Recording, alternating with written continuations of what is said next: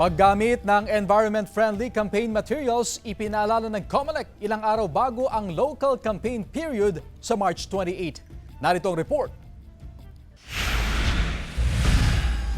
4 na araw na lang, magsisimula na ang campaign period para sa local candidates. Kasabay nito, muling ipinalala ng Commission on Elections ang mga dapat tandaan ng mga kandidato sa kanilang pangangampanya.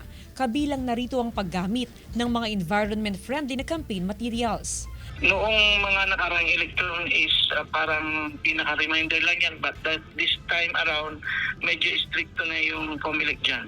Nag-abiso na rin ng COMELEC sa mga aspirant na mayroon ng mga poster sa mga ipinagbabawal na lugar na simulan na itong baklasin. Kung hindi kasi nila ito babaklasin, ay mismo ng COMELEC na ang magbabaklas ito sa March 28. Malawakang Operation Baklas naman ang isasagawa sa Dagupan City sa March 28 ng mga campaign poster na nakakabit o nakapaskil sa mga ipinagbabawal na lugar.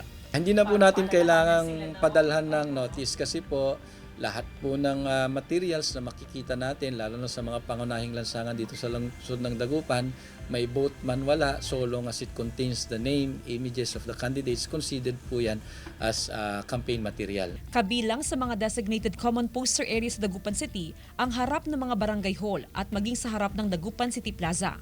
Hindi pinagbabawal ang pagkakabit ng campaign poster sa mga pribadong lugar, pero dapat akma pa rin sa tamang sukat ang mga campaign posters na ilalagay sa mga pribadong lugar. Kasama si Jing Dakanay, Jasmine Gabriel Galban, One North Central Luzon.